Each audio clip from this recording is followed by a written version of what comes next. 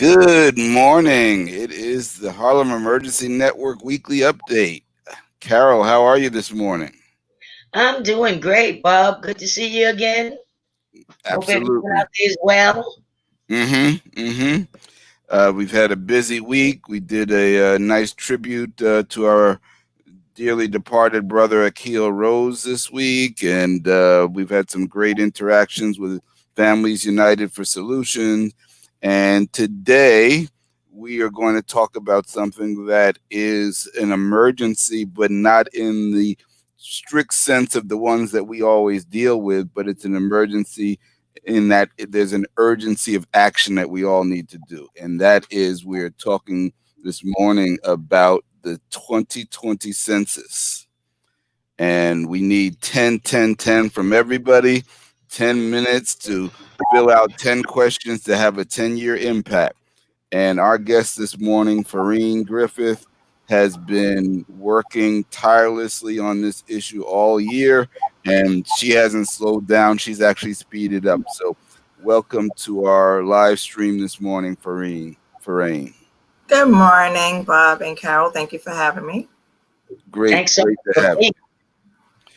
So, Pharein, we wanted to obviously share with people the importance of filling out the census. So maybe you can just kind of outline for us what the impact it has and why we need to every resident of Harlem needs to not only pay attention, but we need to make sure that everyone we know is actually counted.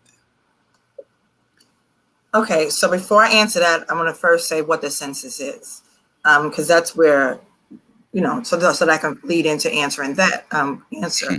So the census, the U.S. Census Bureau conducts a myriad of different surveys. So they have the one for economic for businesses, they have the American Community Survey, and then they actually right now are doing a COVID-19 survey. And then there's the decennial survey, which happens every 10 years on the year ending in 0. And that is in our Constitution, where every 10 years, the country must count the population to get a full count of who's in the country. And that's how we get our members in Congress, in addition to funding for the community.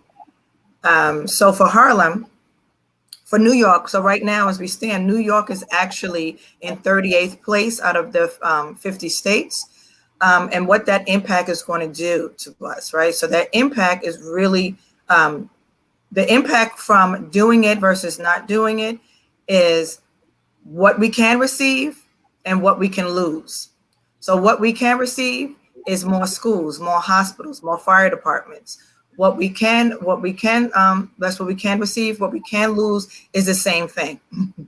So when we're talking about, education, we want more schools, we want more public schools, we want more after school programs, we want more services, federal programs such as after school programs, breakfast and lunch in schools. What that's the impact that it will have here in Harlem, right? And hospitals, we can use another hospital. We only have Harlem Hospital, and we have clinics, we have healthcare centers, right? But we can use another hospital. It doesn't have to be one hospital, one public hospital. That can get us another hospital. How many fire departments, fire stations are in our community? That plays a role in it as well. So these are the pluses and minuses, the impacts, if you will, of not participating. The very funding that the money goes to is pertaining to our everyday quality of life, right? So you drive in the car. When you're driving in the car, the road is high, the road is all broken up or whatever. We'll take the Cross Bronx for an example, right? I-95. When we're going across that, for them to do that, the construction on that, that's infrastructure, right? So that money comes from the federal government. Yes, it comes from the federal government into the state, but how does it come from the federal government into the state is the question. So it's through the census data based on population. So on the American Community Survey, it asks you, do you own a car? Do you ride a bike? They ask you 75 questions. It gets more into depth, right? The decennial doesn't ask those questions, but the data is pulled from both of them because The American Community Survey goes much into depth. They look at how many cars people own in the state of New York or in the city, right? We're in the city. And then I-95 is a thoroughfare. So how many cars are traveling along, right? And they match that up with the amount of people that are coming through the George Washington Bridge tolls. So all of that is data that is used when we're trying to get resources for infrastructure, right? That's every day. Say you don't even own a car, you ride the MTA. The MTA is federally funded by the federal government by way of the state. That's why here in New York, you often see the governor, Cuomo, and Mayor de Blasio going back and forth about MTA conditions and operations, because the state is putting in money based on the money that they're getting from the federal government. So let's talk about the stores in our community. Now, this is on the business side. How many supermarkets that are in your immediate community has an impact based on the census data? Because on the business survey, when they are surveying the business owners and how they're going to open up, where they're going to open up a business, all of that is determined based on census data, right? So that's every day. How many supermarkets, they're looking at. Some of them, most of them are looking at the data, and some people are looking at it anecdotally. They're like, oh, this is a community that's heavily populated by a certain demographic, and then they, may open it there. But to have a fully operational business where you're sustaining and you're making money, you are going to look at the data. You're not going to open up a Chinese restaurant in the middle of the desert. There's not showing a need or population of people that eat Chinese food, right? So let's talk about education. How many public schools are in your immediate area? That is determined by the census data. Example, not to go too far ahead, but in 2010, based on the census numbers from the 2010 decennial census, Washington Heights led the entire country with over 75%. The households responded to the census. They have 5 brand new dual language schools there, right? So, and then now we're talking into healthcare. Right? How many healthcare facilities? So Brooklyn actually lost because they were in the lowest 10 percentile of non-response. They lost 4 public hospitals closed down in Brooklyn since the year 2010 to present day. Right? So that's part of our everyday life. If you are right now and affected by the pandemic and you're receiving unemployment, the amount of unemployment that each state received is based on census data. They use that for the population, and New York City is the heavily populated for the state. We have 61 counties in the state of New York, but the money drive, the resources and the money drive is New York City. There's no doubt about that, right? So these are the things that the money is used for. If you're getting food stamps right now, food stamps is a federal program. If you're living in NYCHA is federally funded. Their capital is federally funded. That's why, if you remember 2 years ago, the Trump administration, they sent somebody into NYCHA to sleep there for a week to see the condition, to see how it was operating and see what was going on with the money, with the funding, right? These are everyday life. This is every day. If someone is pregnant right now, and they're receiving Women, Infant, and Children, which is the WIC program, to have a healthy for the mother to be more healthy and the child, that's a federal program. Breakfast and lunch in the schools. All of my college students out there, the parents, your child, if your child or you apply for a Pell Grant for your child, that is a federal program. That's not a state. The amount that each state receives, the maximum, is based on that state's population. That's why when you go to school in state, it's cheaper than out of state. So these are things that affect your everyday life, where people tend not to realize, what actually the impact, right? So, and then we'll be talking about representation, because I stated that's how we get our representation. Depending on how many people live in a district determines that district. So for the members of Congress, they need 740,000 people, not voters. So a 6-month-old baby right now that is counted on a census is entitled to fair representation.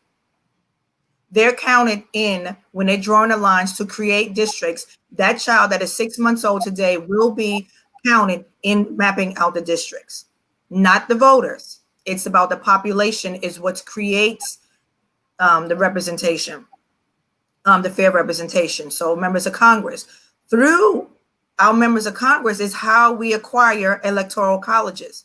So each state receives a certain amount of electoral colleges based on how many members of Congress they have in that state, plus their two US senators.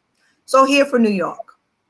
New York currently has 27 members of Congress in 2020. We have 27 members of Congress, plus our two US senators, Schumer and Gillibrand. That gives us 29 electoral colleges for the presidential election. Remember, the presidential election is won by electoral colleges, not the popular vote, right? And we need to remember also, if we go back into our US history class, the House of Representatives is only 435 members. Which states those members come from is determined based on the census population. So it doesn't matter. It's never going to exceed 435 members. How many each state has. So since 1950 to 2020, New York has been losing representation in Congress. In 1950, New York had 45 members of Congress. 45. And every 10 years when we do the population count, less and less households are participating. That's giving us less and less representation.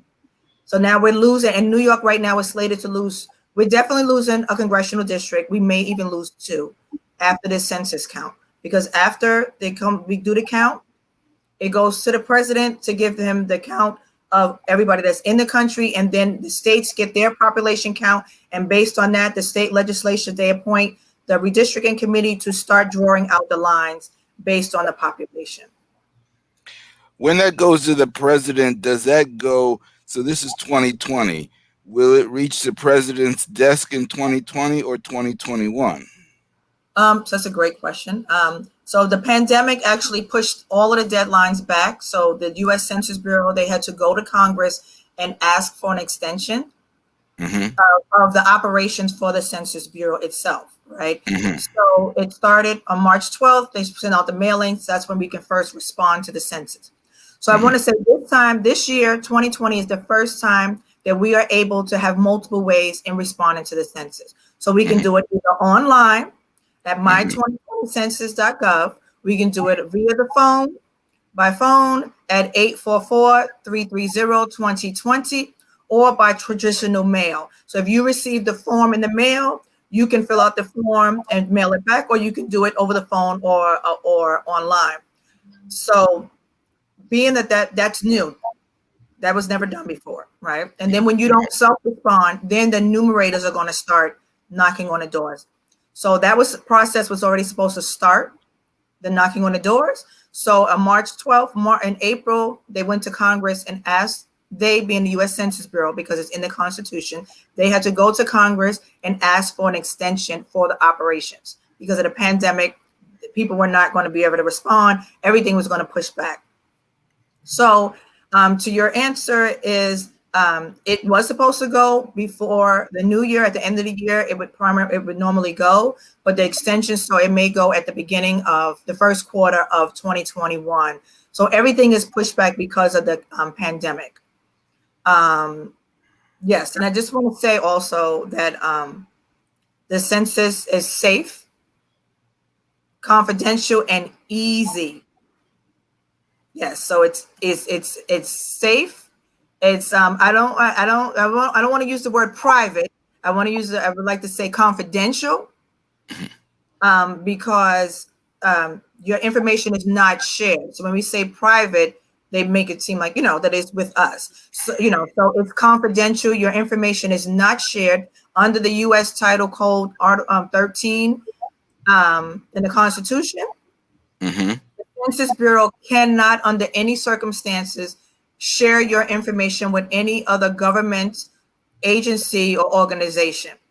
They are sworn, they take an oath, they are sworn for a lifetime, not just because they work there. If they leave from working with the Census Bureau and go into the private sector, they are still sworn. They have to uphold that, sworn That's a lifetime, and it's up to 5 years imprisonment and $250,000 fine. So that does not mean that people have not over the years have tried to infiltrate onto the Census Bureau. And right now, even this administration is trying to do so. They was trying to put the citizenship question on there to separate and not do for the citizens. And under the Constitution, our founding fathers put in there that every person in the U.S. must be counted for reapportionment, representation in Congress, and it was about land and taxation, which now in 2020 is federal programmers, because like Section 8 wasn't around 100 years ago. So as the country is evolving, the needs are becoming more, there's more needs that residents of the country need, and this is how federal programs are put together. Again, based on the census data, that's where the money is allocated. Can you tell us about some of the groups of people that you see that are routinely underrepresented in the census? Yes, absolutely. So for the Black, I would start with the Black community. We tend to be cautious and apprehensive of responding or interacting with the federal government, because the federal government has not been good to Black Americans since our very existence of us stepping onto the soil. So we're lurky. We're like, I don't want to give up any information. So the Black community, right? And then we have the immigrant community, and they are fearing of ICE. They're feeling of deportation, and the information of them knowing that they're here. And then there is people, the English as a second language, people who do not speak English. So those are barriers. So it's harder to get through to them. So that's what makes it, them what they deem hard to count. And then we have the really rural community where, there's one house and then there's not another house for like 50 miles. It's very hard to get to those locations. So that makes them a hard to count population. So there's different reasons why groups are categorized under the hard to count, under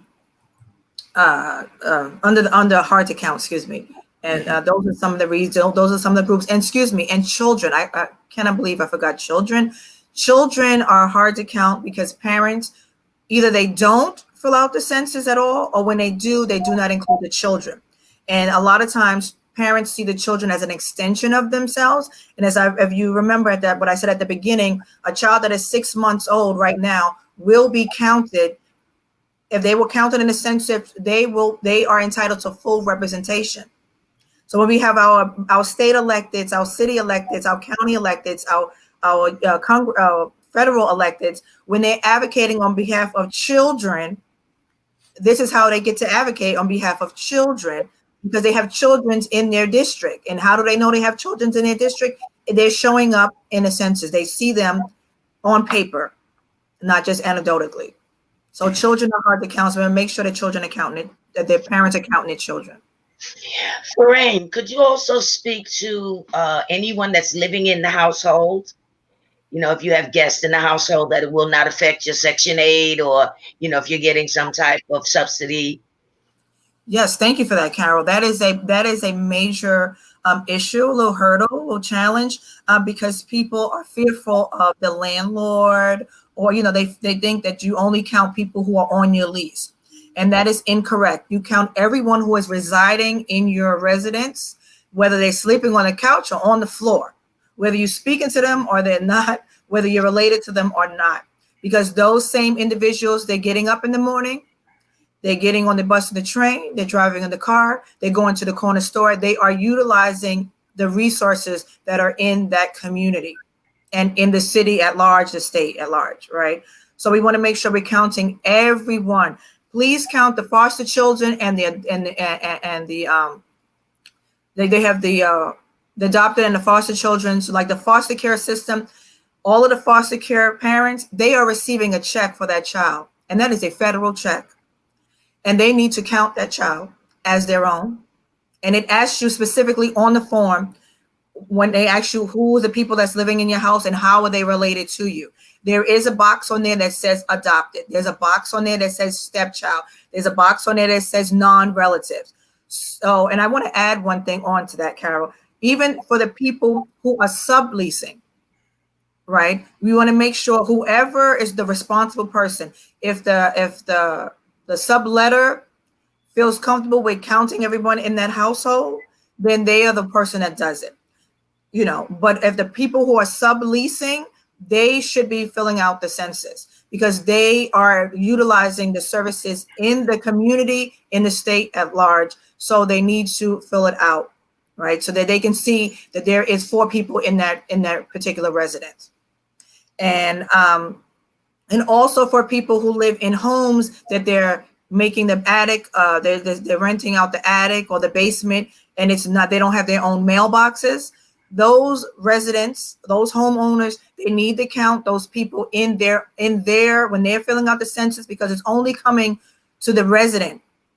It says resident of, it has no name. They don't know who's in there. They're trying to find out who's in there, right? So when the landlord of the house that is renting out to the basement and they get everybody and they get the mail and they divvy it up on a table or what have you, you know, to give them their mail, when they get that Census Bureau form invitation letter to do it online, they must count the tenants in the basement and in the attic as in their house, but they put them as non-relatives.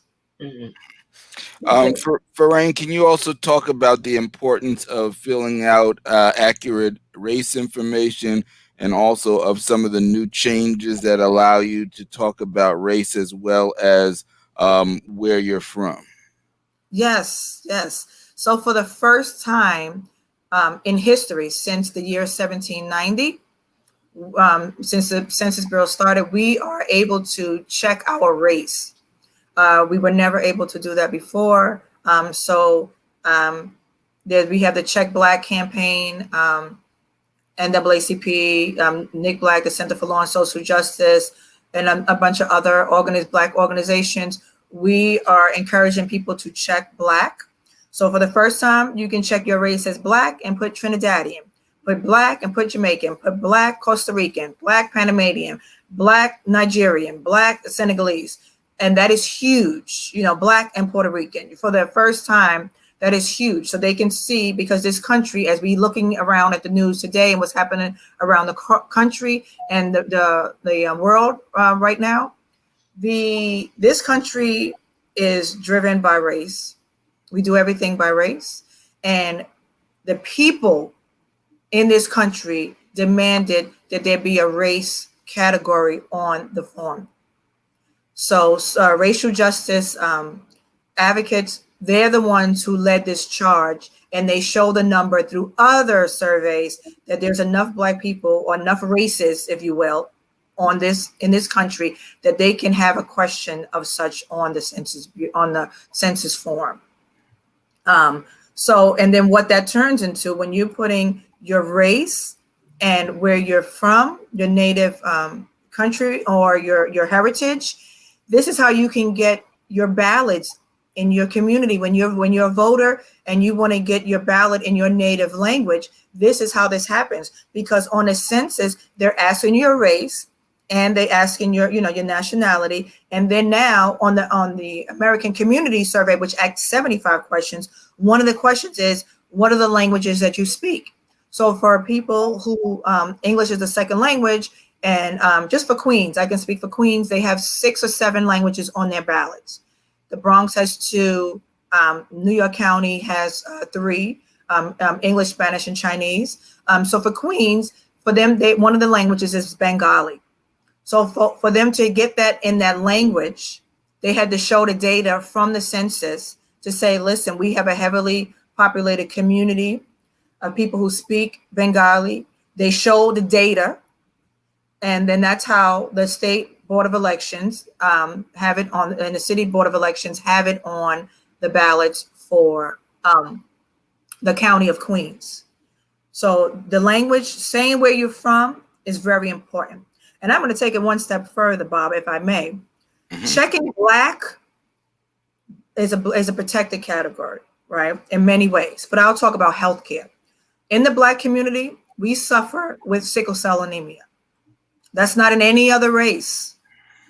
So when they're trying to do sickle cell anemia research, they have to go to the population that suffers from it. And that would be the Black population, right? So we need to, these are reasons why we have to specify our race, and proudly doing so. Before we were colored, we were Negro, African American. You can still put African American. The race you put Black, and then the box underneath you put African American, instead of putting Jamaican or what have you. If for the people who are from the South that migrated to the North here in New York. Or anywhere in that matter, you can still put African American, but not as a race, because that's not a race. So the race is Black. So that healthcare component is very, very important. It's very, very important.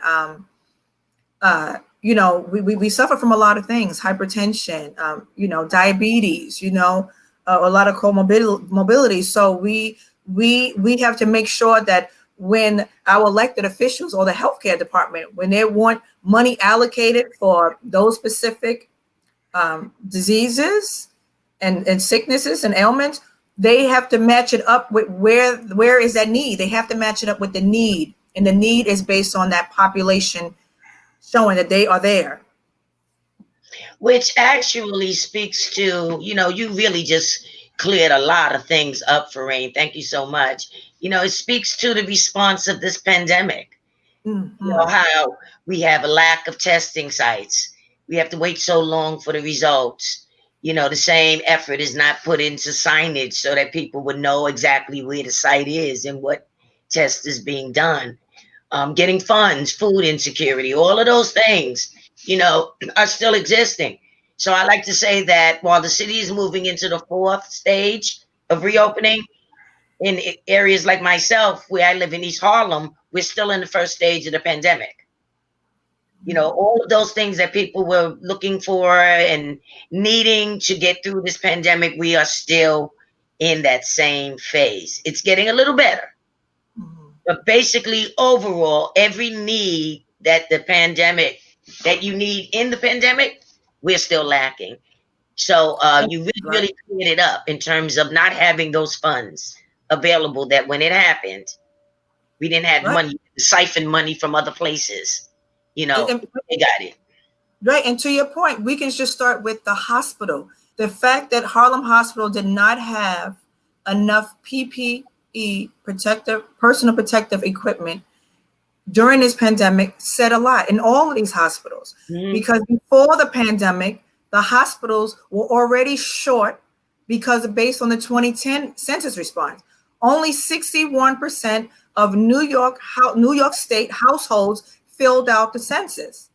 So for everybody who's a head of household who is listening right now, you only got 61 cents out of the dollar, and you have to stretch it. You got to pay your rent, you got to pay your gas and electric, you have to pay, if you have the luxury of having cable, because I chose not to, haven't had cable in like 12 years, because that costs a lot.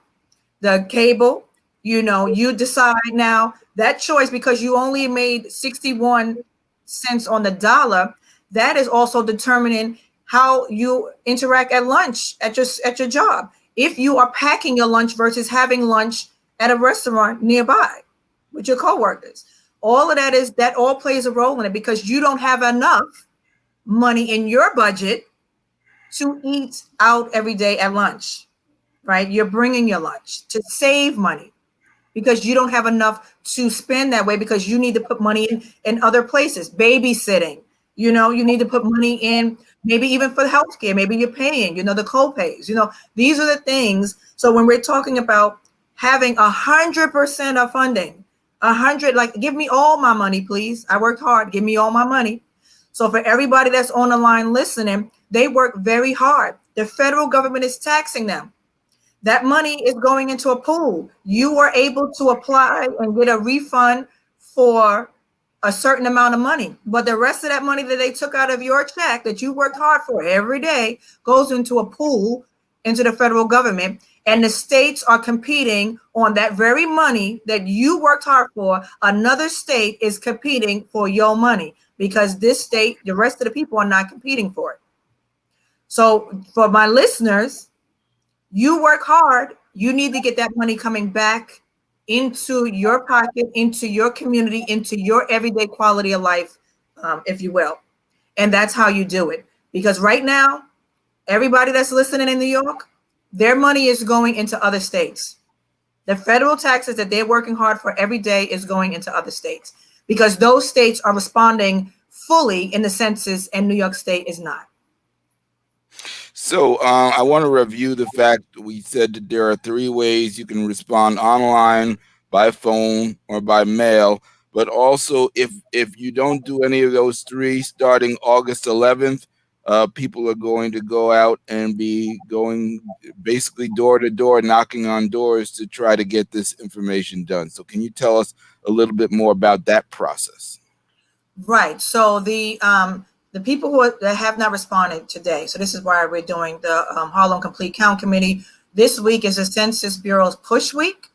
And this is the last push before they send out the very last mailer next week. And they start the door knocking on the 11th. So here in Harlem, we have 20 pop-up locations throughout Central Harlem, primarily in the low response census tracts, to get the community as they're walking past to complete the census.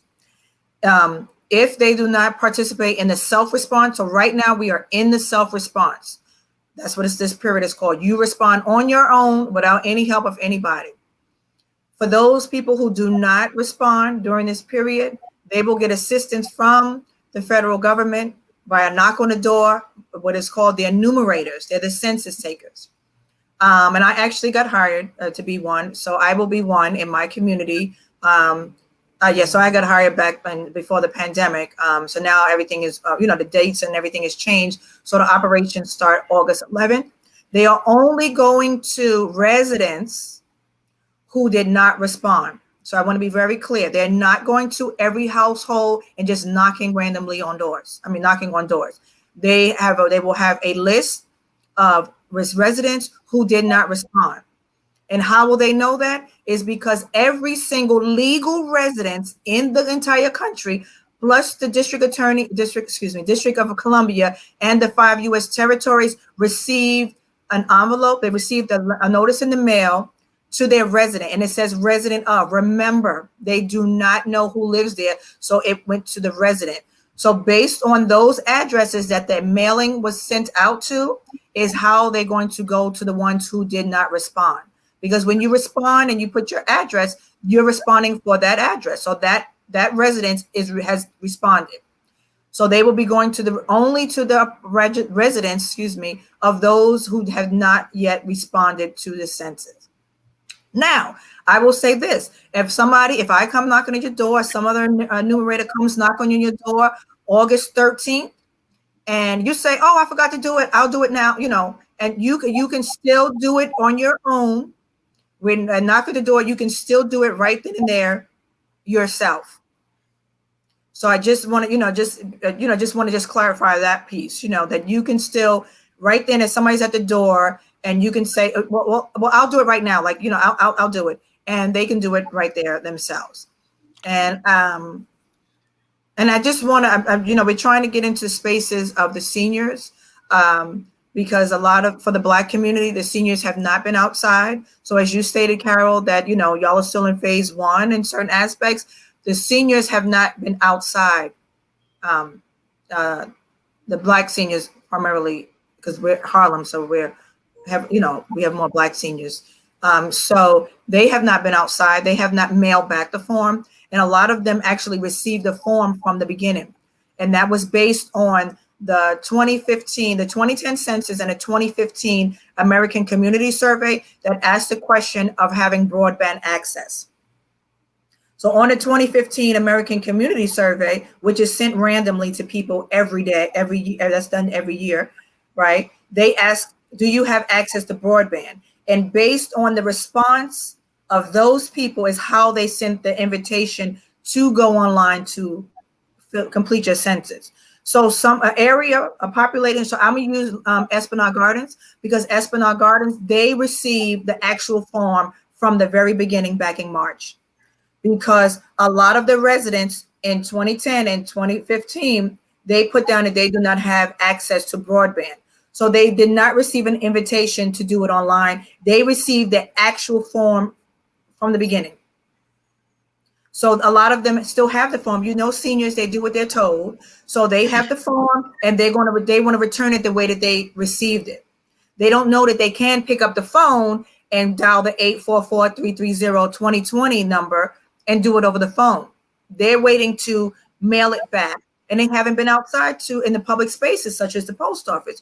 So I want to encourage everyone to please check on your seniors.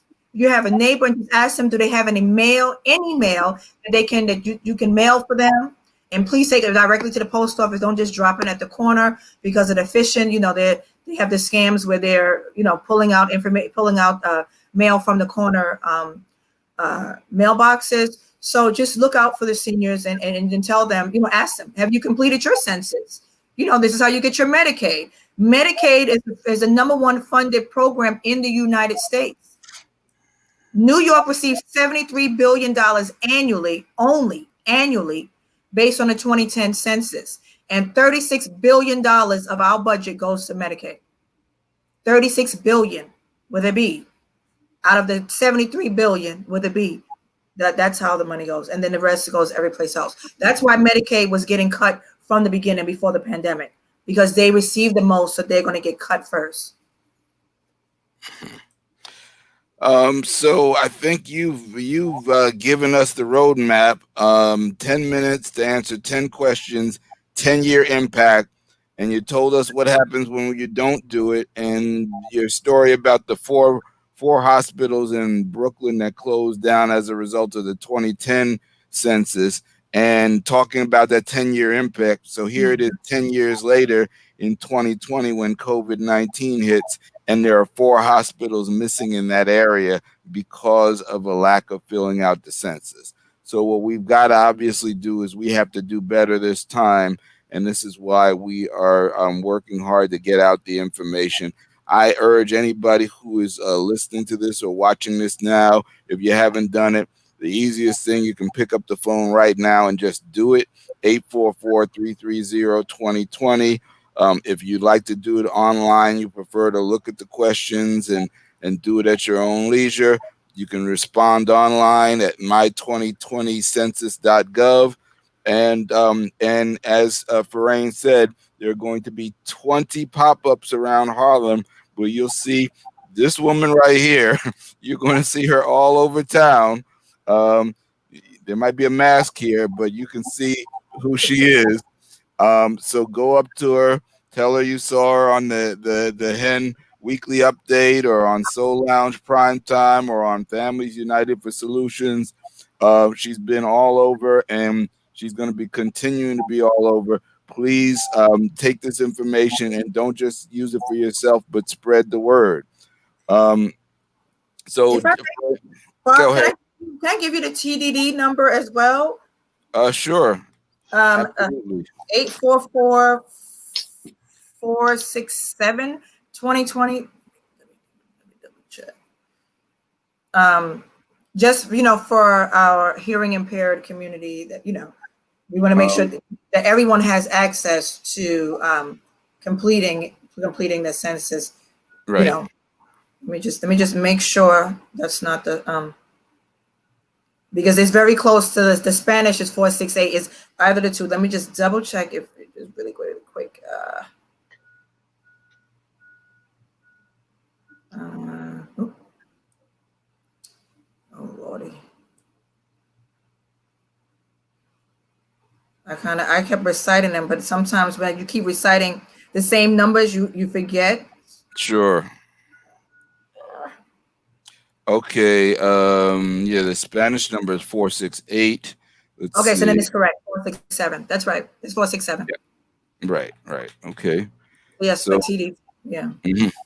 So for all those who joined, please pass this on. This video is capable of being shared.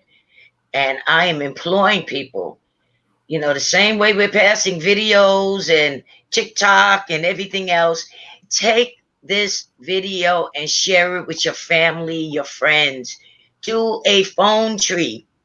Do an email, text. Well, I don't like text blast, but do an email blast. Get this information out, because if there was ever a time that in more systemically affected neighborhoods are going to need these funds more than ever, the recovery effort in poor and indigenous areas, we would not really have anything to recover with.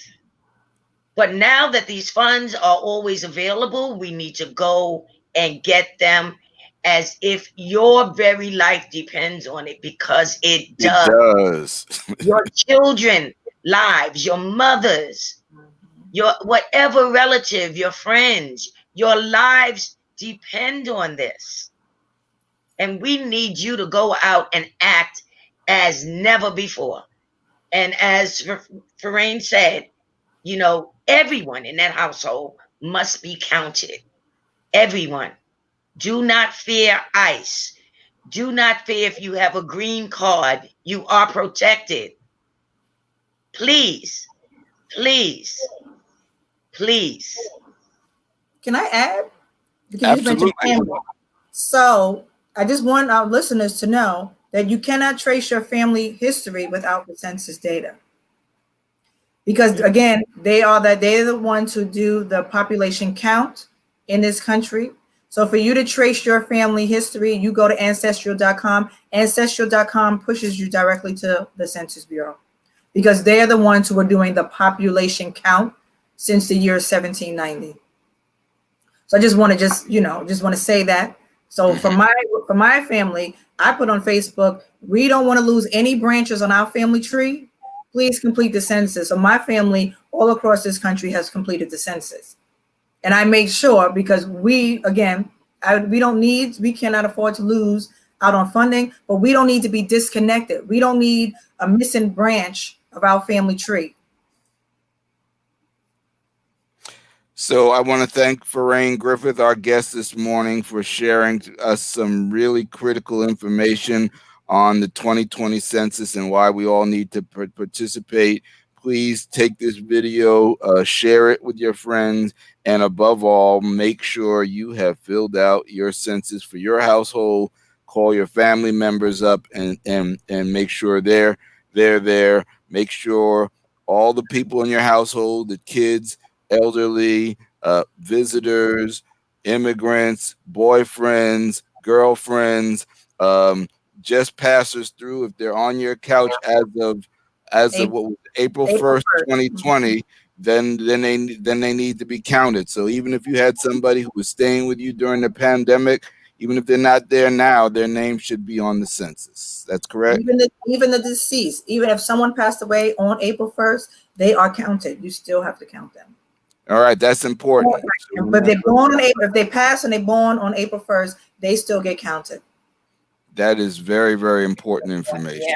Yeah. So all right. So that's also something we should share, because obviously we lost a lot of people in COVID-19, but most of those losses came after April 1st. So it's very, very important that the way you can continue to honor them is make sure they're included in that census so that they can also be counted, because we lost more population than most communities did, but that population can still be counted. So I'm glad we talked that out, because that wasn't something that I think we were really aware of.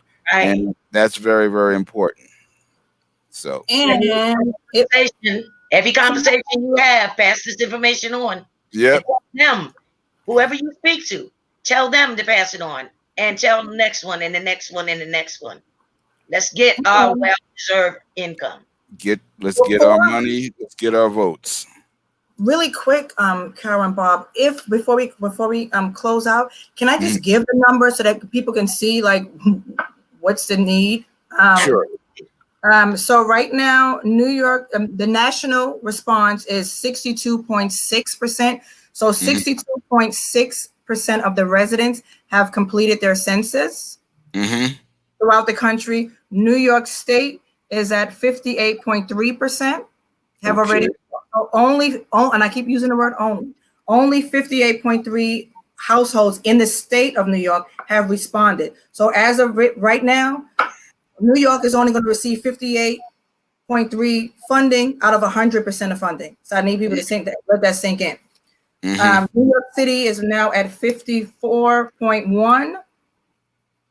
And Richmond County, out the 5 boroughs, Richmond County, Staten Island, they're at 58 point. They're leading the 5 boroughs. They're at 58.8. New York County, the borough of Manhattan, is in second at 55.7. The Bronx is at 55.4. Queens is at 54.2. Kings County is at 51. Is at 51. And so again, when I said 61% on a dollar, right? So right now, New York is only going to receive, as today stands, we are only slated to receive 58% of the funding, and we're supposed to be getting 100%. We're only going to receive 58%. That has to stretch 100%. So my parents out there, you see, Summer Youth Program was cut because they receive $46 million annually from the state. And the DYCD is the bulk of that budget for the entire state of New York through the community development block grants.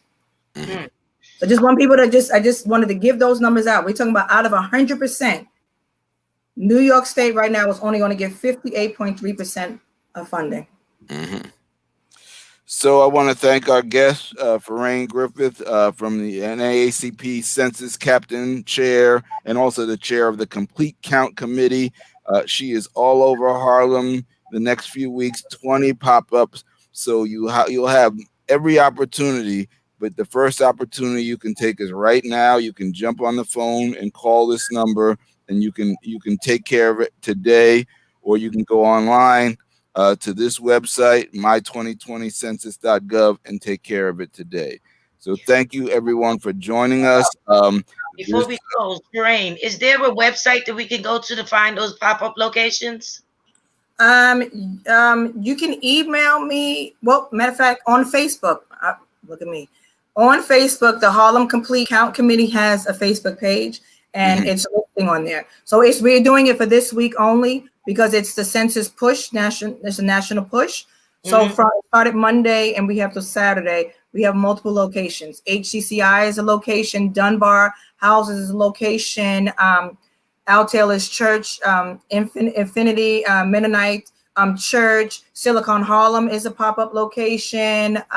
Senegalese Association for America is a pop-up location. Lucretia Lamb Senior Center is a location. YT Walker Senior Housing is a location.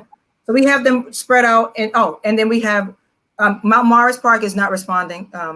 And we have a pop-up at there. They have a closed street, the open streets where there's no traffic. So they will be there on Friday and Saturday on West 120th Street. There's a pop-up. So you'll see the Census Bureau table, the Census Bureau workers. I am trying to be at all of them. I am trying to be, just to stop by to be at all of them. But yeah, so today is only one. Today will be at YT Walker Senior House on 2177 Frederick Douglass Boulevard at the corner of West 118th Street. Today is only one location. Tomorrow we have 4, Friday 5, Saturday 5. What's that time for today? That time frame for today? 4 to 6 p.m.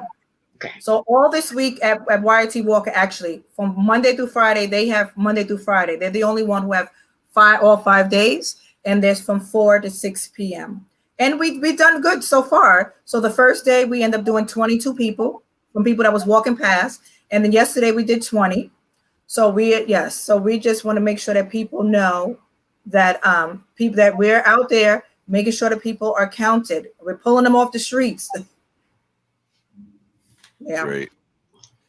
Okay, so that's it for our live cast for this week. We will be back next week every Wednesday morning at 9:30. We are here live on Facebook and on our YouTube channel. Pharein, thanks, Pharein. Stay safe out there, and you're doing a great job getting the word out, and we appreciate it. Every time we talk to you, we learn something a little bit more about this process. And so I hope we've had an opportunity to share it with people so that they can take action. And thank you for the platform. Yeah, no, thank you both for the platform. I really appreciate it. Okay. All right, folks, have a great day.